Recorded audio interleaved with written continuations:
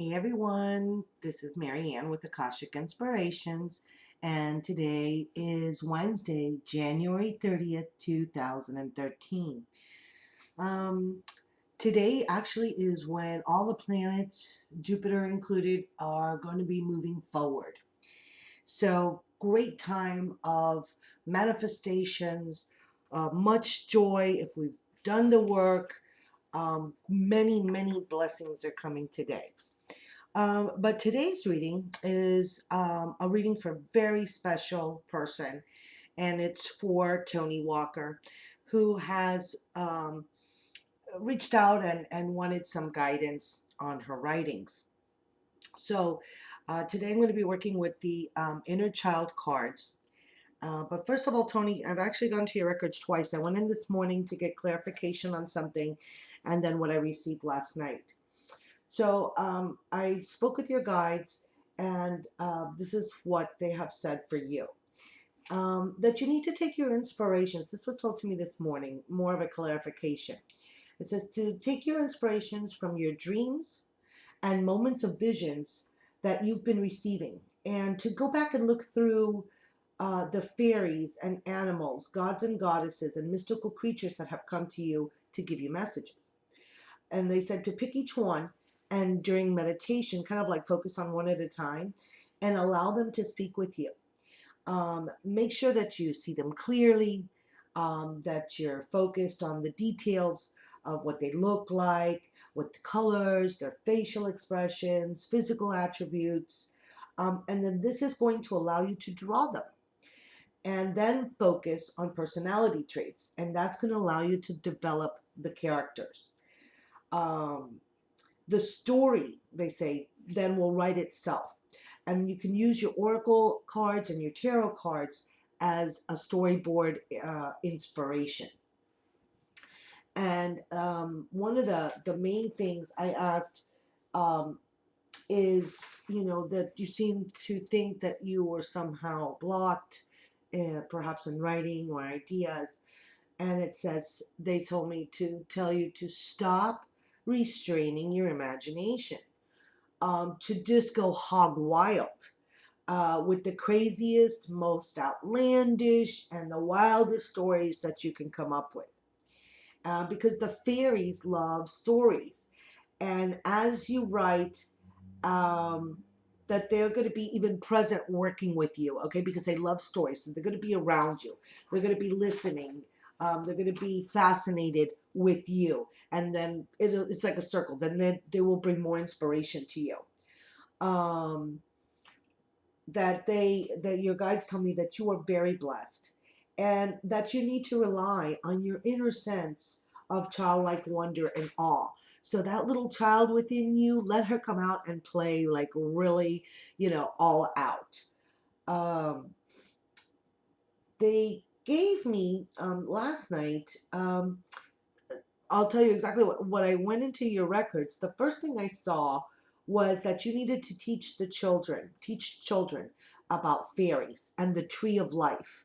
And then I saw how the fairies were like with all of these different animals around them, like a wolf and a horse, eagles, and that they all lived in this forest. Um, of ancient trees, okay? And in the center of this forest was the tree of life. And it's like this huge, old, wise oak. And um, and they had all kinds of birds living in it. Owls, osprey, hawk, sparrow, blue jay, magpies. And then off in the woods, I saw like a little cottage. And there was a wise woman who lives there. She's like a herbal healer and, really in tune with nature. And it came to mind that she was the crone of the triple goddess, which is really appropriate since St. Bridget's Day is coming now. I think it's February 3rd, if I'm not mistaken, which is the celebration of the Celtic Shabbat Imbolc. I hope I pronounced that correctly. I'm not really sure. Um, and then she's very motherly, and that children would like get lost in the forest, and she would like help them and teach them about ways of living close to the earth. So really, really specifics of information that they were giving to me. And then they said that then other stories would come and evolve that were more lighthearted, playful, like cartoony-ish. But these were kind of more like, you know, uh, stories that have a great meaning, like, I don't know, Hans Christian Andersen or the Brothers Grimm or, kind of like having a little bit of a shadow element to it, because we are of course both light and shadow, and it says that you're going to create oracle cards for children to learn and play with. So I thought that was really cool. I can't wait to get those so I can have them for Andrea. And that the way that you should start writing the stories is really by illustrating the scenes and the characters. And I guess that's why I got that other message today about really working with each creature or mystical or fairy that you saw in your dreams and really drawing them. It seems to me that by drawing and illustrating them, that's going to allow you inspiration on how to actually write the story. That it's kind of going to write itself after you really put down and allow that creativity of drawing to come through you in illustration. And they said that you should then you can create the words. It's funny. I'll read to you exactly how they gave it to me. They said she should start by illustrating scenes and characters, and then creating the words, but using the pictures uh, to inspire the story. So then it's really going back into this idea of taking your inspiration from the fairies themselves.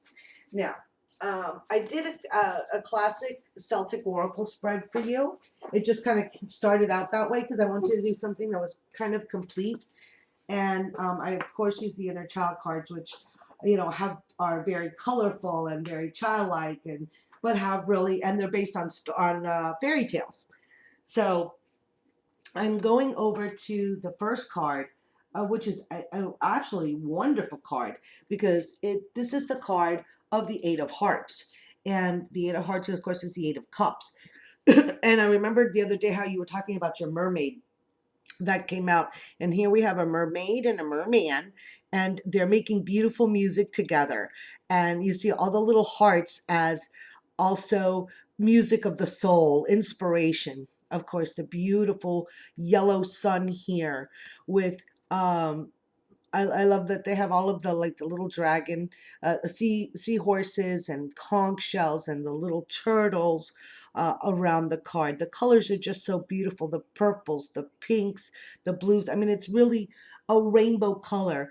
And of course, the eight, they are in a shape of infinity. And so it's a blending of the male and the masculine and the feminine, finding that balance. They're asking you that you're in the process of finding that emotional and spiritual balance, along with um, integrating it with the sense of empowerment and just allowing the universal flow to come through you. Now, I think that the only thing that is what could be seen as holding you back is you yourself with the Nine of Swords. And in this deck, I really like the way that they portray it. I know that it's usually worries, but here you have the dragon that is encircling you.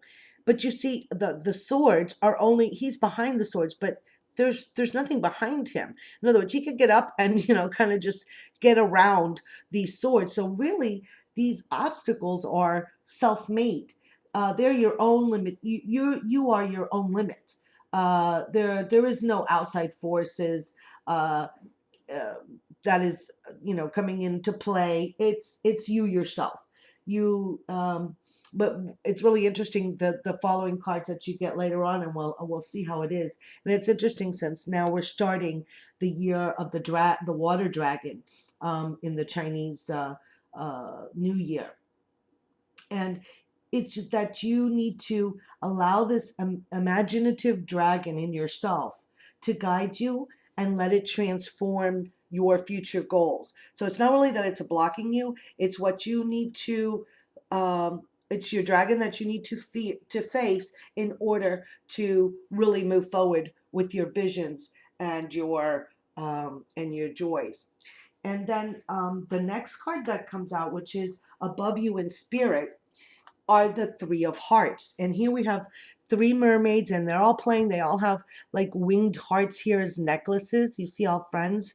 So, and she's playing this harp, and the little music's coming out, and they have their treasure, and they've got the beautiful castle in green. So a sense of love, security, home. And it's saying that just a spirit of play. So being that childlike, allowing that imagination to come out, allowing that inner child who is within you to bubble up out of you.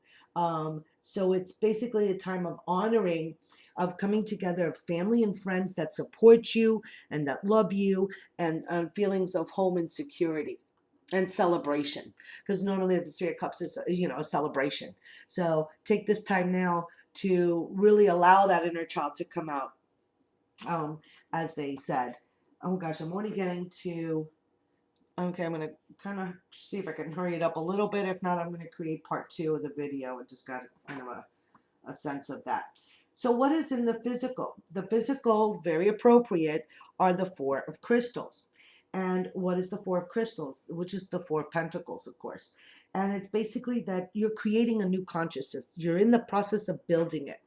Um, you've got the four, like the little gnomes here, and they're all working together in a sense of community and support, and that they're taking their work very seriously, that they're building their beautiful house among trees that are full of flowers, very green energies, very heart-centered, very grounded energies, and that they're holding a vision of what they're constructing in their mind, so that you need to concentrate and have diligence, on what it is on your goals. Have a clear, defined clarity to what it is that you want to create.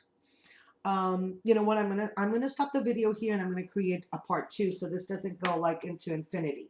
So this will be part one of your reading, and I'll continue the second part, um, the rest of the reading in the second part. So I'm sorry it's taking so long, but I really wanted to be able to help you and give you the love and support that you deserve.